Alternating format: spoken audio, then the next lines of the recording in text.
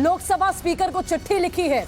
जो कुछ थाने में जो कुछ हुआ नवनीत राणा के साथ, वो सब कुछ अपनी चिट्ठी में लोकसभा स्पीकर को नवनीत की तरफ से बताया गया है कि किस तरह का पुलिस ने व्यवहार नवनीत राणा के साथ किया है। और इसी बाबत जिक्र अभी फडणवीस भी प्रेस कॉन्फ्रेंस में कर रहे थे और कह रहे थे उन्हें बाथरूम जाने तक नहीं दिया, उन्हें साफ पानी पीने को नहीं मिला।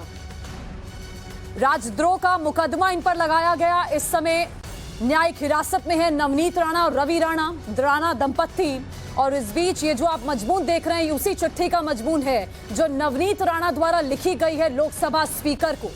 निर्दलीय सांसद है नवनीत राणा। इन्होंने कहा था मातोश्री जाकर हनुमान चालीसा का पाठ करना चाहती हूं मातोश्री के बाहर, लेकिन इजाजत नहीं दी गई।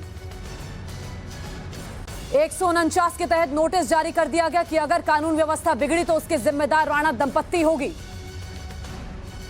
लेकिन शिव सैनिकों को खुली सड़कों पर छोड़ दिया गया, आह्वान कर दिया गया कि आप लोग उतरिए और इनको रोकिए। तब कानून व्यवस्था चौपट होती, शायद महाराष्ट्र सरकार को नजर नहीं आई। सरकारी काम में बाधा डालने के केस में, धारा 353 के केस में अभी गिरफ्तारी की गई राणा दंपत्ति की।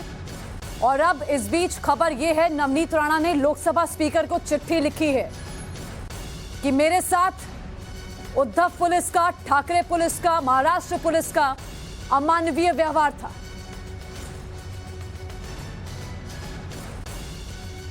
नवनीत राणा ने लोकसभा स्पीकर को चिट्ठी लिखी है कि पुलिस का मेरे साथ अमानवीय व्यवहार था। तो लगातार महाराष्ट्र की सियासत गरमाती जा रही है इस पूरे मसले पर। लाउड स्पीकर का मसला उठाया था एमएनएस प्रमुख राज ठाकरे ने। उसके बाद देखिए ये सियासत गरमाती हुई कहां पहुंच गई। मातोश्री भी सियासत ने दस्तक दी और नवनीत राणा के घर के बाहर क्या स्थिति थी परसों, ये भी आपने देखा। भारी हुजूम था शिव सैनिकों का और जिन शिव सैनिकों को गिरफ्तार किया गया था उन्हें जमानत पर छोड़ दिया गया। लेकिन सख्ती अगर दिखाई जा रही है तो राणा परिवार को लेकर सख्ती दिख रही है। 29 तारीख को सुनवाई होनी है, अगली सुनवाई। तब तक न्यायिक हिरासत में है दोनों।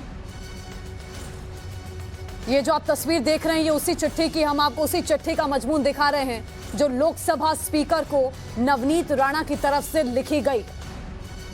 और जिस तरह का व्यवहार मुंबई पुलिस का है उस पर भी सवाल उठते हैं। सवाल ये कि रुख क्यों अलग अलग नजर आता है मुंबई पुलिस का, और शिव सैनिकों को पकड़ना है या नहीं, इसको लेकर अभी मुंबई पुलिस सोच विचार कर रही है। सोच विचार किस बात का? कानून व्यवस्था को चोट तो शिव सैनिकों ने भी पहुंचाई और जो जो लोग शामिल थे उन्हें पकड़ा जाना चाहिए, उनके खिलाफ कार्रवाई होनी चाहिए। अगर राणा दंपत्ति के खिलाफ कार्रवाई कर रहे हैं तो कानून सबके लिए बराबर है। दो तस्वीरें आपके टेलीविजन